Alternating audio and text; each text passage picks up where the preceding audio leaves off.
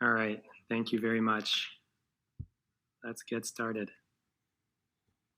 Hi, everyone. Welcome to today's presentation, which is all about NFT and IP and licensing. All right, here we go.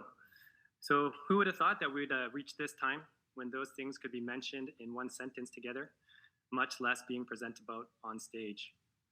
As you are well aware, crypto games, as we know, are much more than the niche that they began and are on the rise of popularity. Meanwhile, mainstream games are becoming more crypto. So with all this converging across the digital world, IP is becoming the big differentiator in the battle for content. Let me tell you a little story about the journey of Epik Life. Epik Life is an amazing avatar social world game, beautifully designed with a massive user base and tons of superfans. Epik was already a very successful game by the time they became Epik's client in 2019. But within a period of 12 months, we helped them produce 6 crossovers, licensing IP for unique in-game collaborations. And 7 months ago, they closed a $25 million Series A round led by Tencent. And they now reached over 200 million registered users to sell in-game merch. So with the right IP strategy, you can really elevate your game and products to great success. Now, wouldn't it also be cool if some of those skins and outfits and dance moves were collectible NFTs? Well, of course it would. And that's what we're here to talk about today. In order to differentiate and increase value, NFTs are more and more utilizing IP, and the process of getting IP is called licensing. So NFT and IP and licensing are converging, and in today's presentation, we're going to run through a quick playbook, helping you to understand everything there is to know so that you can execute your own company or product's digital licensing strategy.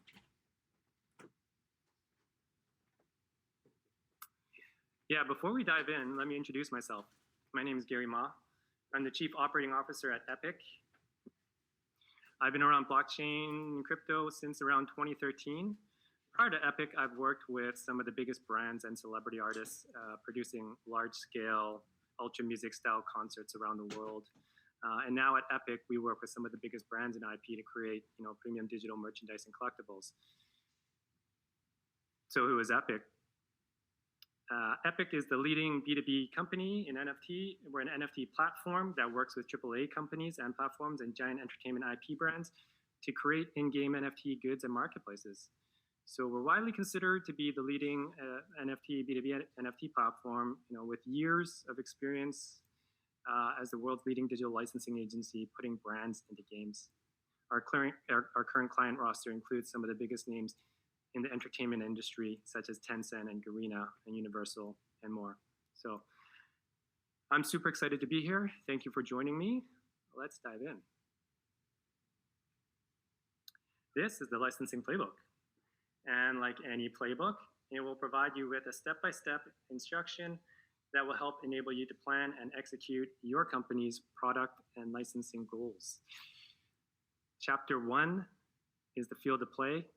In this chapter, we'll get introduced into the world of licensing, look at some of the history of it, and take a view about what the future holds. In Chapter 2, we'll introduce who the players are. The first player to understand is your opponent, which is the licensor. Put yourself into the mind of a licensor, and you'll be in a better position to negotiate your deals. We'll also take a look at the quarterback and why that position is a paramount role. In Chapter 3, we'll talk about strategies. So this is an extremely important chapter, and we'll cut to the chase and give you the raw goods and face the real facts, such as, are you even ready to take on licensed IP? So we'll help you think about the new opportunities you may or may not have thought about before as well. And of course, we'll uncover how NFTs should be incorporated into your game or product's design process. Last but not least is the end game. That's the last chapter. Here we're going to stand at the finish line and start by asking the question, why? Why do you want to invest into licensed content? There are many valid reasons in which we'll analyze this one by one. Following all that, we'll summarize again for you the licensing playbook and then open the door to some Q&A. All right. What is licensing? So a colleague of mine, Danny Simon, who co-authored the book, The New and Complete business of licensing gives this definition. Licensing is the grant of the right to use another party's intellectual property on their products or services in exchange for financial consideration, typically a royalty. The concept is straightforward enough, but in practicality, it's not always so straightforward. And that's because there are some not so well-known truths about the licensing industry, and that it's not just what you know, and it's not always just about the money you have. It's actually about who you know. You know, licensing has been around for a while, but it's never been disrupted, even with the internet. So with the advent of the internet, right? It's a really heavily relationship-based type of industry. You could be a very wealthy individual or company and want to get, reach some of the biggest IP. That doesn't necessarily you're going to be able to get it. So getting the right access is key, and relationships are a must. Now, with the right quarterback on your team, you can get access, get deals done faster, and even get into better deal terms. So that was a little bit about the history of licensing. You know, it hasn't changed much, but what about the future? What about the future of licensing, and what about blockchain? Yes, blockchain and licensing are very compatible. Why? Because licensing is about legal contracts and rights. And smart contracts provide means to improve the creation and enforcement of those rights, removing unnecessary friction and overhead. That's a future we're working hard toward at Epik, using technological solutions to solve some of the complex workflow that is licensing.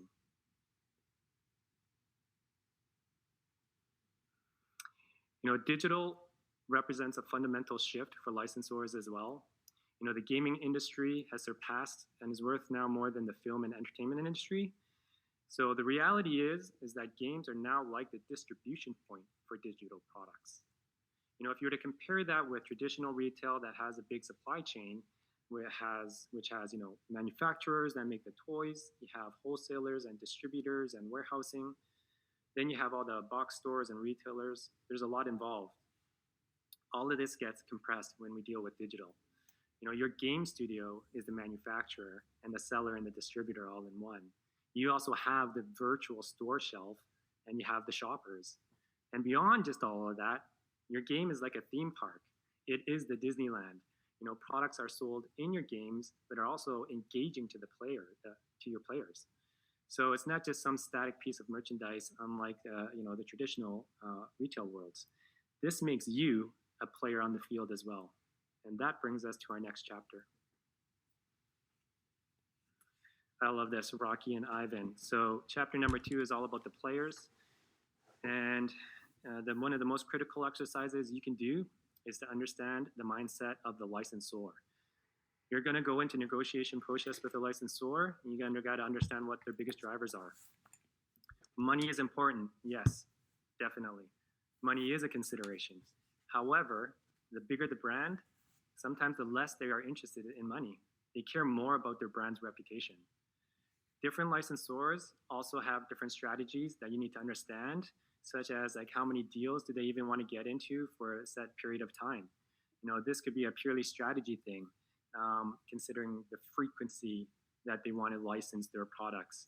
A good analogy of this that we sometimes use is kind of like The Rock versus, a more older generation actor like Robert De Niro. You know, once in a while you'll see De Niro pop up on a film every few years, but somebody like The Rock nowadays is appearing in a film and on social everywhere you can imagine all day long. He's literally everywhere all the time. So it's all about a different strategy, and that's something to understand from the licensor. Another thing that could be related to that is also simply bandwidth, right? It could be an actual constraint they have operationally. Maybe they simply don't even have the capacity to fulfill more deal flow. So that also leads us to timing. You may be the best thing since sliced bread, and they would love to work with you, but oops, they just happen to have an existing licensee in a conflicting space, so they can't work with you. They can't do it. Another thing, of course, we mentioned is internal structure. At the end of the day, who makes the decisions in these licensor organizations? Is there a one owner of the brand, like a family-run IP? Or is it a huge publicly traded company, with a licensing committee? So these are some of the things that you should understand before you approach the negotiation table. At Epik, we've worked with clients that are family-owned IP all the way up to mega media conglomerates like Viacom, and I can tell you that they operate much differently. Which is why it's important for you to have your quarterback. Who's doing all of this for you? Who's going to help you so that you call the right shots? And that's going to bring us to the other player, which is the quarterback. The quarterback can be an internal or external to your organization. Internally, we would be bringing the expertise in-house, developing your own BD to handle this area. Alternatively to that, you can work with an agent. There are certain advantages to working with an agent. You could view that very similar to the way you would consider a real estate agent.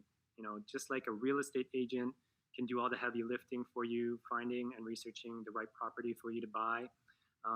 Similarly, a licensing agent can speed up your process and add valuable insight that you wouldn't normally have.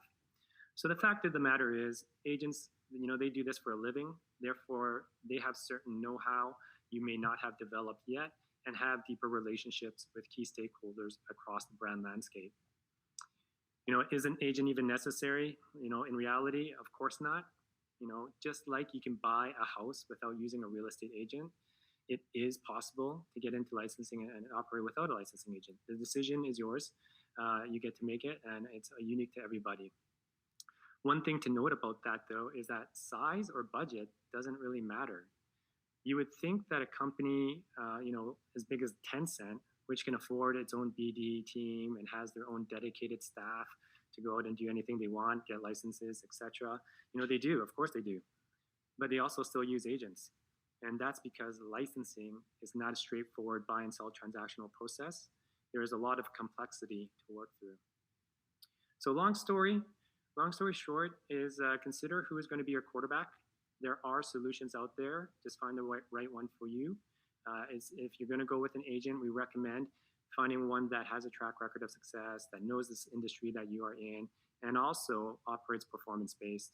That's not going to charge you an arm and a leg on a retainer with no guarantee of delivering any value to you. So those are some of the players, and now we'll get into some strategies. In this chapter, we talk about strategies, and here's a real quick reality check.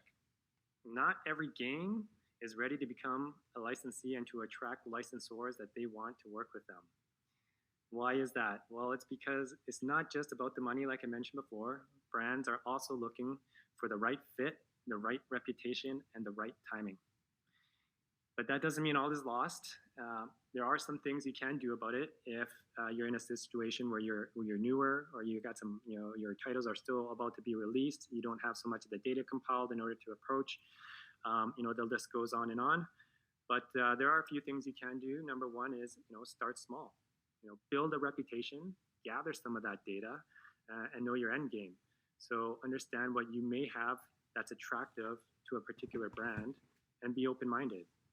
We're finding that some of the best performing collaborations with IP is with content that is not necessarily perfectly in line with the game, but it's actually a little bit fringe, a little bit different from the regular content to make it entertaining to see in a crossover. Now, another strategy you can also think about if you're in that situation is don't go about it alone. Epik has helped emerging companies that are newer to the IP build up their economic data so that they can approach more brands over time. And some of the things that we've explored and do is almost look at like a package deal. Think of it like a music tour. Instead of one stop inside of a game, we can put your game along with others in a series. We did this successfully with Adventure Quest, which is our client, placing 2 back-to-back rock bands in there for live virtual concerts. So these are some other strategies that are worth exploring. And really, it's about there are different strategies you can do to get access to and increase your attractiveness to IP owners. I would recommend that you approach it like a journey and keep getting bigger and bigger brands until that one day Disney even comes knocking on your door. Yeah, we should talk about NFTs. NFTs are a blue ocean of new opportunity. The first thing to understand is that NFTs are a completely new product category with very interesting features that make it extremely powerful. So number one, with NFTs, we can verify ownership, as most of you on here probably are familiar with NFTs. So the NFT and the wallet act like a bearer certificate. Number two is that NFTs are digital, which means it can represent anything. It can also contain or reference any kind of value. This means we can do really cool things to increase engagement with your specific users, such as like identify or track and trace the items, and you can even tie it to both online and offline values. All of this is music to a brand owner's ears. For non-crypto game companies out there, I would recommend maybe you need to start considering how you might incorporate more NFT capabilities. Maybe you want to add in elements where unique items are core to the gameplay, or simply, add NFTs as more merchandise to sell, whether it be unique skins or characters or items, etc. So for non-crypto game companies, the equation is not binary. It's not about like crypto games on one side or non-crypto games on another side. We see a future where every game has a portion of their in-game items that are NFTs. So if you're in that camp, to start with a piece of your inventory. It could be 5%, 10%, 20% of your in-game items. You'll find the right balance that's right for your game. And at Epik, we help facilitate that as well, helping games to expand more into that area. Lastly, on this point is, I wanted to talk about crossovers. The name of the game with IP is content, and nothing is more exciting than new original content. Crossovers are a phenomenal way to create new content and new merchandise. And they're perfect to make collector items, from them. You see crossovers happen in every industry. It happens in music when artists do collabs. It happens in fashion, say Supreme and Lamborghini or something like that. And it happens in games especially. And they do it because it's exciting and it's unique. So IP owners understand and are familiar with the concept. Short-term crossovers are ways for brands to generate new original content with you without being exposed to heavy brand risk. So unlike traditional retail, which has really long manufacturing cycles and big commitments, licensors are tied with their licensees for years. In digital, you can get in and get out very quickly. And this is very attractive for brands that you should use to your advantage being a digital product.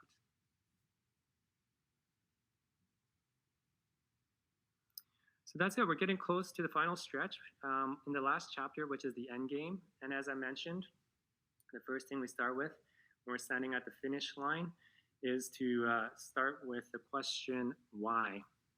Why do you want to invest into licensing? What's your goals? Think about these things even before you get into the nitty-gritty detail questions like budget or territory or quantity and all those other things that can kind of attract a lot of your attention. In our experience, working with hundreds of game companies, the reasons we hear the most of why they want to start pursuing IP, number one, increase user engagement. These are more marketing tools for you to play with, right? Number two is to increase user retention. Fresh content, keep the players coming back, all very important. And the third is monetization. So name brands sell. I think we all know that. New content means new opportunities. And it's plain and simple as that as well. And consumers love options and they're fans of brands. I would say a last reason as well to license IP is to boost your game's profile or your company's profile. Working with big brands definitely adds perceived value to both consumers and investors. And just like that Epik Life case we illustrated above, I think the results speak for themselves. That's not the only success story.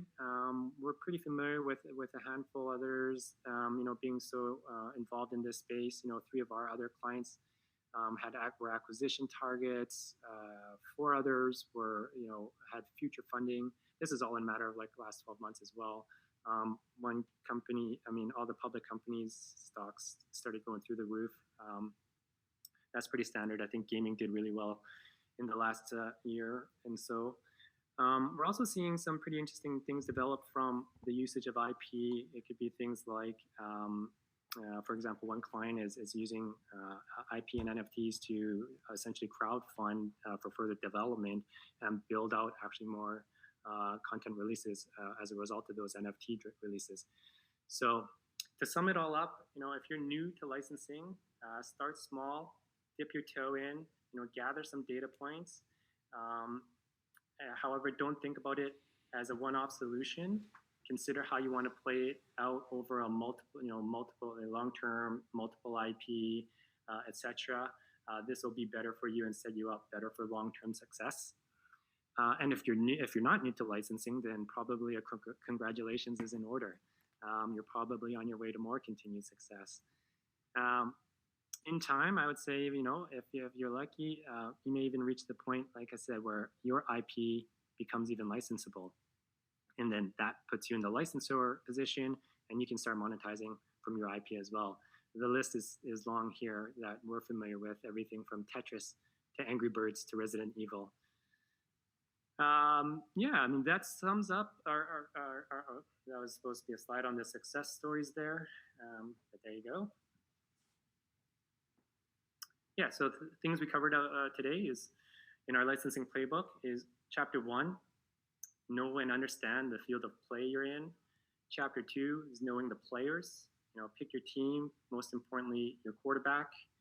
Chapter 3 is executing your strategies. And Chapter 4 is remember to start with the end in mind.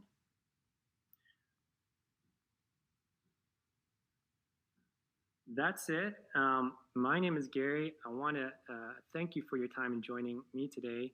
Hopefully, we added a little bit of value in helping you to understand more about licensing and how the opportunities exist in digital and games and NFT and all of the above.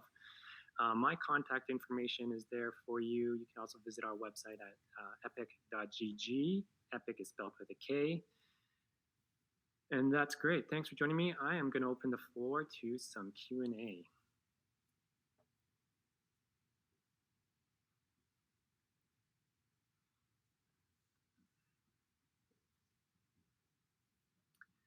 Excuse me a minute while I scan some of these questions. I'll actually even just take them one by one, so there's no selection process here. What happens if a copyright work is minted as an NFT without the copyright owner's permission? Great answer. At the heart of it, licensing is going to be bound by licensing, like contractual agreements, and it really enforcing those is very labor intensive, and it's a complex situation as well. But anybody that is infringing on a intellectual property is held liable, essentially, and it's up to the asset owner, the IP owner, to actually take action in order to pursue that and take injunctive measures to stop it, or cease and desist, or start suing for damages and all the above. So it's treated no differently than any other type of breach of contract, and in every jurisdiction across the world there are courts and process to deal with that. Next question is, in case there is a trademark violation, I think I read that one, sorry. Can players use NFT tokens as assets in the future? Can you trade freely? 100%.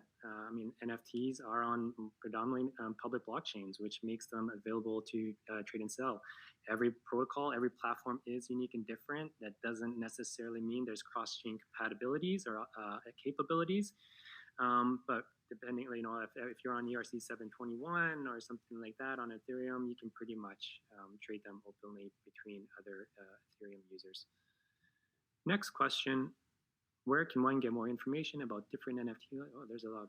Sorry, there's some questions that are very repetitive, so I won't bother answering those ones. How do you think we can get our parents interested in figuring out what NFT is? I love that question. NFTs is, in my view, the best thing to happen, one of the best things to happen in terms of blockchain, because that is actually the easiest thing for people to understand. Everybody understands consumer products. It doesn't matter how old you are, you buy things. right? It's much different if we're talking about, DeFi and all these other more, advanced type of topics that are very specific to the crypto industry. Those are much harder to grasp and to communicate, but everyone understands buying things. So if you start communicating about NFTs, that is just a digital piece of product, I think that's really going to help you to start talking about cryptocurrency and blockchain with people that are less familiar. Great question. I like that one. I think the current NFT market is unstable, with the article titled NFT market sales decreased by 90% from the peak in early May. What do you think about the future of NFT? Another great question. I think we all saw the NFT bubble, small pop, inevitable. I don't think there was anybody that would assume that these kind of pricing and hype cycle was going to continue. So what's happening right now with the pullback is totally normal and to be expected, and very healthy as we probably would all imagine. In the future, NFTs are not going anywhere. They are almost as important to blockchain as just the blockchain technology is in and of itself. And that's because of all those capabilities NFTs can do, which is encapsulate different values, different rights, and utilizing smart contracts to execute upon those. So yeah, as long as there's going to be real products and like tangible goods, NFTs are going to be around moving forward. NFTs is replicable and selling into market. I don't quite understand that question, so I'm going to pass. Should we think about wrapping NFTs and link it to the first creation so we avoid creating the same unique object as NFTs on multiple blockchains? Great question. I'll repeat that in case I was mumbling. Should we think about wrapping NFTs and link it to the first creation so we avoid creating the same unique object as an NFT on multiple blockchains?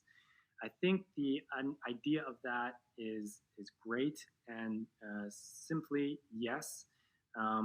Having a digital registrar of the certificate of ownership, which is what NFTs are, is one thing. Tracing it back to an origin and authenticating that as an original source of something that has the ability to give and honor and fulfill related rights to those NFTs is definitely important. You're going to see a lot of advancements in that area in the near future. Is something that Epik has looked into and is actively being mindful on as well in terms of when we're rolling out different technologies. So great question there, Crypto Brave. Do you find any brands? Okay, I got about a minute left, so I'll probably choose one more. Do you think any brands are suspicious of the idea of NFTs due to the relation to cryptocurrency? If so, how do you put their worries to rest? Yeah, a great question. We've been banging the drum. Our company has been an NFT blockchain company since early 2018. So we've been doing NFTs like way before it was cool, way before this hype cycle. We'll be here long after it as well. And from the get-go, we were beating that war drum, educating big brands, etc., and the consumer market, the mainstream audience at large, and it wasn't easy. With this big kind of hype and headlines recently, I think it's opened up a lot of their minds. And with blockchain going through its maturity, the conversations have definitely shifted. So no, I think we're actually reaching an inflection point where the brands are a lot more,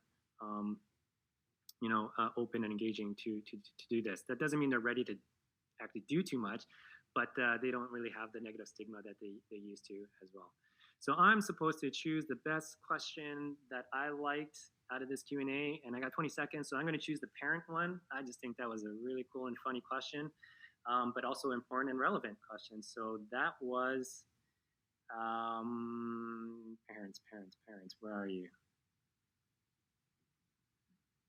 We'll put it in the chat after. Anyways, I want to thank everyone. Goodbye.